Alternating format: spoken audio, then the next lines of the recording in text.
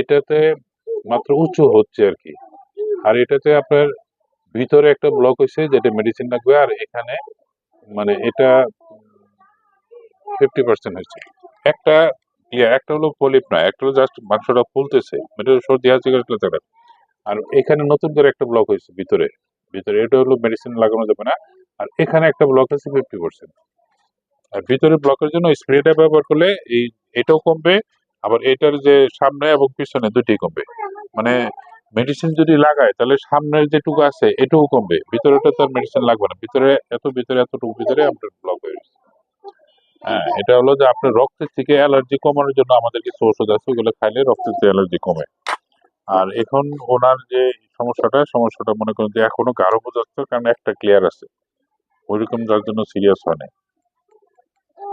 এখন আমার যেটা পরামর্শ থাকবে, একটা স্প্রে ব্যবহার করুক। স্প্রে ব্যবহার করলে কি হবে, আপনার ভিতরে দুই সাইডটাই ক্লিয়ার হবে, আস্তে আস্তে যাবে। আর বড়দের দুইটা লাগবে। আর মেডিসিন যেটা লাগবে সেটা তো মেডিসিন দিলেও আপনার ভিতর পুরোটা ক্লিয়ার হচ্ছে না, কারণ ভিতরে ব্লক থাকিয়ে যাচ্ছে। মানে মেডিসিনও দেওয়া লাগতে পারে, আবার এটাও ব্যবহার হতে পারে। এখানে তার চেয়ে বরং এটা ব্যবহার করে দেখুক।